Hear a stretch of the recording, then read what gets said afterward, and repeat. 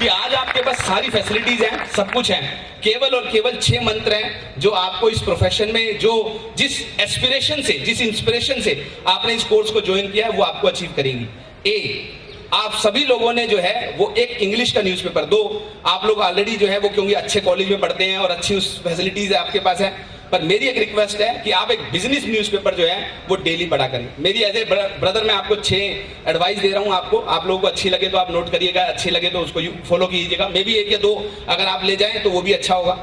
पहली जो है वो है हमारा बिजनेस न्यूज़पेपर। हमारे घर पे हिंदी का न्यूज़पेपर आता है, इंग्लिश का न्यूज़पेपर आता है, मुझे उसमें कोई इंटरेस्ट नहीं है।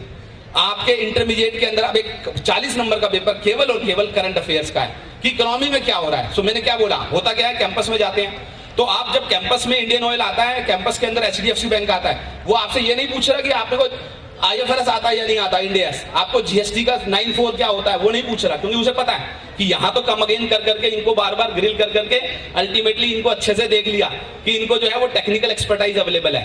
अब मुझे देखना है क्या ये अपने आप में रीसेंट इकोनॉमिक इश्यूज के बारे में जानता है या नहीं जानता है, कॉल ऑप्शंस क्या होती है, पुट ऑप्शंस क्या होती है, क्रिप्टो करेंसी क्या है, आर्टिफिशियल इंटेलिजेंस क्या है, बिग डेटा एनालिसिस क्या है। ठीक है साहब, ये मुझे आपसे पूछना है। तो अल्टीमेटली जब मैं एक बिजनेस न्यूज़पेपर डेली पढ़ता हूं तो कहीं ना कहीं पर मेरी जो है वो वोकैबुलरी, वो मेरा डिस्कशन, मेरा करंट अफेयर के बारे में वो मेरा अपडेट होता है।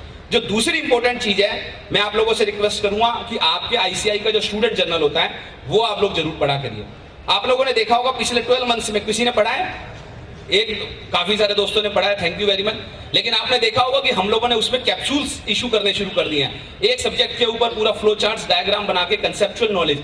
तो अगर मेरा दोस्त कोई ऐसा है जो आज IPCC में है और कल वो फाइनल में जाने वाला है और वो सोचे ये तो मेरे काम का नहीं है, अभी तो मैं IPCC में हूं, नहीं, आप वो अपने आप में उसको एसेट बनाइए, उसका प्रिंट आउट निकाल के, अगर नहीं भी आ रहा न्यूज़लेटर तो please don't give me the excuse कि नहीं आता है न्यूज़लेटर इसलिए नहीं कर पाता। ऑनलाइन अवेलेबल है, डाउनलोड कीजिए, 15 रुपए में प्रिंट निकाल के रख लीजिए, 10 रुपए में, ठीक है साहब। लेकिन अल्टीमेटली वो अपने आप में एक एसेट है आपके लिए जो आपके काम आएगी, मे बी आपकी इंट्रोस्पेक्शन के लिए, मे बी आपकी तैयारी को रिवर्स चेक करने के लिए, मे बी जब एग्जाम साइट पे जा रहे हैं तो पूरे की पूरी स्कीमा को रिवाइज करने के लिए। तो वो अपने आप में दूसरी चीज है। जो तीसरी इंपॉर्टेंट चीज है आपके सक्सेस को जो है इंश्योर करेगी वो है मॉक टेस्ट। एक मॉक टेस्ट देने का मतलब होता है 5 नंबर बढ़ जाना, क्योंकि अल्टीमेटली जब मैं, जैसे मैं आपको अपना एग्जांपल बताता हूँ, CA के अलावा जब मैंने सिविल सर्विस क्वालिफाई किया तो मैंने शुरू किया, मैंने क्या किया कि 40 नंबर से शुरू किया। मेरे को लगा कि 120 में से 40 ही क्वेश्चन मैं कर पाऊंगा, मेरा कॉमर्स ऑप्शनल था। और उसके बाद जब मैं धीरे धीरे प्रैक्टिस करता था, रोज मॉक टेस्ट देता था, तो जब फाइनली जब पेपर पास कर देने गए तो 120 में से 110 क्वेश्चन ऐसे आते थे टिप्स पे। केवल और केवल किसने मुझे सपोर्ट किया? मॉक टेस्ट ने। तो हर पेपर के लिए 4 mock test, 6 mock test. ICI कराता है, वेरी गुड, नहीं कराता है, ये कराता है, वो कराता है, जहां हो सके मॉक टेस्ट दीजिए और अपने आप को एग्जाम कंडीशंस में रिवाइज देखिए, इंट्रोस्पेक्शन कीजिए, अपने आप को चैलेंज कीजिए, अपने आप को टेस्ट कीजिए कि मैं कितना प्रिपेयर्ड हूं। और जो व्यक्ति, और मैं आपको बता दूं कि लाइफ में ये बात जो है यहां कामयाब नहीं है, मैं आपको बता दूं जीवन में हर जगह आप प्रैक्टिस करेंगे, आप जॉब करेंगे, आप एंटरप्रेन्योर बनेंगे। जो आदमी अपने आप को चैलेंज करता है, अल्टीमेटली ये सारी जितनी भी डिस्कशंस हो रही है उसको ब्रीफ करके एक लाइन में बता दूं कि वही आदमी अपने आप में सही मायनों में जो है वो सक्सेसफुल होता है। जो चौथी बात है जो अपने आप में आपको इंपॉर्टेंट करती है, वो मैंने बोला, it is not the aptitude. आपने सब्जेक्ट पढ़ लिया, CA बन गए, लेकिन अल्टीमेटली आप में से सफल कौन होगा? एक सक्सेसफुल चार्टर्ड अकाउंटेंट कौन बनेगा? उसके जिसके पास एटीट्यूड होगा। मतलब it is not the aptitude but the attitude that determines our altitude. मैं क्या कहना चाह रहा हूं, वो वाला एटीट्यूड नहीं कि इसके अंदर तो बहुत एटीट्यूड है। मैं बात कर रहा हूं positive attitude, attitude of accountability, maturity, responsibility, सामने वाले के शू में एंटर करने का एटीट्यूड। मैं क्या कह रहा हूं कि 2 आर्टिकल थे, जमाना फेसबुक और व्हाट्सएप का है। राजीव जी ने अपने 2 आर्टिकल्स को बोला कि जाओ मेरे को जो है वो GST के ऊपर एक प्रेजेंटेशन कल क्लाइंट को देनी है। दोनों गए फटाफट अपने फेसबुक और व्हाट्सएप पे डाला। एक ने जो है वो दोस्त ने भेजा, उसके पास आया 15 मिनट में फिर स्लाइड करता हुआ, सर प्रेजेंटेशन रेडी है। और दूसरा जो था B, वो शाम तक नहीं आया। अब राजीव जी ने सोच लिया कल इसको फायर करूंगा, आने दे इसको, बड़ा नालायक लड़का है, कोचिंग यहाँ जाता है, वो करता है, ये करता है, कुछ काम नहीं करता। लेकिन रात को 11 बजे B की एक मेल आई और उसमें मेल में लिखा था, ना केवल मैंने प्रेजेंटेशन भेजी है सर, बल्कि क्लाइंट के डेटा को कस्टमाइज करके मैंने एक प्रेजेंटेशन रेडी कर दी है जिसको आप डायरेक्टली जाके क्लाइंट को डिलीवर कर सकते हैं। आप मुझे बताइए कि अगर मैंने जैसे ही अपने बॉस के शू में एंटर किया B ने, इमीडिएटली मैं क्या बन गया? इंडिस्पेंसिबल बन गया। तो अगली बार जो भी जिम्मेवारी वाला काम देना होगा बॉस को, तो वो A को देगा या B को? बी को देगा। और जिस दिन आप लोगों ने अपने बिहेवियर में, अपने एटीट्यूड के अंदर ये अकाउंटेबिलिटी डेवलप कर ली, मैच्योरिटी डेवलप कर ली, मैं आपको बता दूं क्या होगा, धीरे धीरे जो आपका ये एटीट्यूड है ये आपका बिहेवियर बन जाएगा, धीरे धीरे ये आपका कैरेक्टर बन जाएगा, और फिर उसके बाद फाइनली ये आपका डेस्टिनी बन जाएगा। तो अल्टीमेटली आप कोई भी काम करते हैं, फैमिली में, पेरेंट्स के साथ, पीयर्स के साथ, दोस्तों के साथ, इस कॉन्फ्रेंस में, उस कॉन्फ्रेंस में, अपने बॉस के साथ, हर बात में एक बात आनी चाहिए, बॉस आप एक जिम्मेवार व्यक्ति से बात कर रहे हैं, आई नो माई रिस्पॉन्सिबिलिटी। आप एक प्रोफेशनल से बात कर रहे हैं, तो प्रोफेशनल क्या होता है, केवल क्वालिफिकेशन प्रोफेशनल नहीं है, आपके बिहेवियर को प्रोफेशनलिज्म में डेवलप करना। ध्यान से मेरी बात को समझिए। तो वो अपने आप में जो है वो कहीं ना कहीं पर जो है उसे प्रोफेशनलिज्म कहते हैं। और जो फिफ्थ बात जो है वो है आपकी स्पेशलाइजेशन। जमाना चला गया जब हम डिपार्टमेंटल स्टोर खोला करते थे, आजकल एक्सक्लूसिव स्टोर्स खुलते हैं। आपको अगर तकलीफ है, मुझे तकलीफ है, 2 दिन तकलीफ होगी केमिस्ट से दवाई लाऊंगा, 4 दिन तकलीफ होगी एमबीबीएस पे जाऊंगा, अगर 15 दिन तकलीफ परसिस्ट करती है तो एमडी पे जाऊंगा। तो अल्टीमेटली आप जितने भी दोस्त मेरे यहाँ पर बैठे हैं, अगर वो चाहते हैं कि प्रोफेशन में आपको वो रिस्पेक्ट मिले जिस रिस्पेक्ट को लेके आपको इंस्पिरेशन मिली थी, जिस रिस्पेक्ट को लेके आपने इस प्रोफेशन को ज्वाइन किया था, उसके पीछे अगर कोई एक चीज है जो आपको देगी वो है आपका स्पेशलाइजेशन। आप चेक करिए आंखें मीच के और चेक करिए कि इन 5 टीचर्स को आप बहुत रिस्पेक्ट करते हैं, आप पाएंगे कि वो पांचों के पांचों स्पेशलिस्ट हैं। आपके यहां से डॉक्टर गिरीश आहूजा जी निकले। गिरीश आहूजा जी ने 40 साल सिर्फ एक ही काम किया, उन्होंने डायरेक्ट एक्स पे लेक्चर डिलीवर किए, एड्रेस किए। अल्टीमेटली आप आज की तारीख में हजारों की कॉन्फ्रेंस होती है, वो आप नहीं है, उनकी एब्सेंस में मैं बात कर रहा हूं, उनके प्रेजेंस में हम लोग बात करते हैं, उनकी एब्सेंस में बात करते हैं, लेकिन किस चीज के लिए? उनके लिए नहीं, उनकी स्पेशलाइजेशन के लिए। तो अल्टीमेटली जो रिस्पेक्ट निकलती है वो आपकी स्पेशलाइजेशन से निकलती है, जो ग्लोरी निकलती है वो स्पेशलाइजेशन से निकलती है।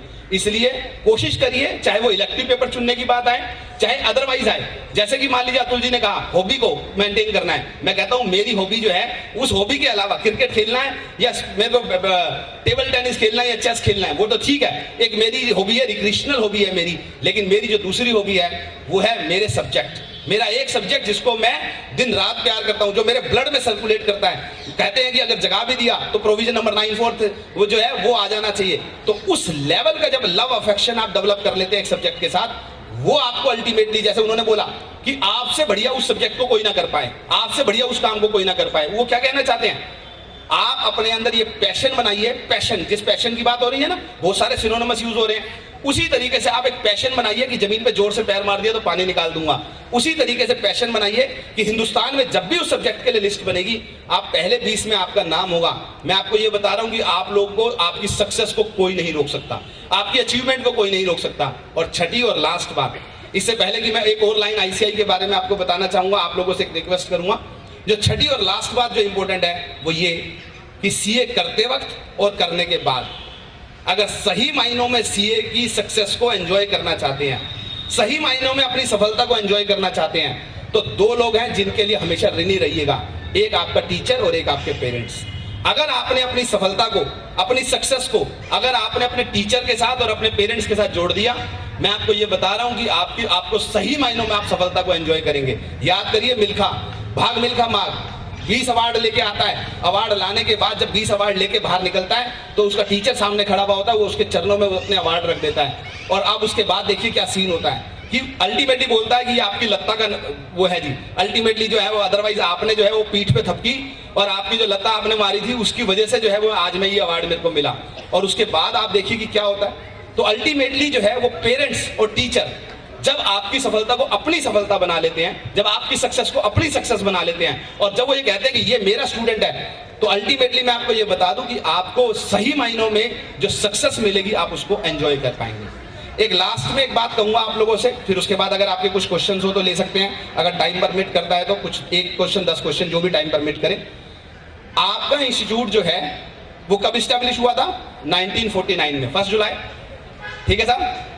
और उस इंस्टीट्यूट की बात हम कर रहे हैं जिसको हमारे एपीजे अब्दुल कलाम साहब ने बोला पार्टनर इन नेशन बिल्डिंग। आज अगर हमारी जो सरकार है उसने अगर किसी को इंस्टीट्यूशनल पार्टनर बनाया स्वच्छ भारत अभियान के लिए, तो किसको बनाया? Institute of chartered accountants of India.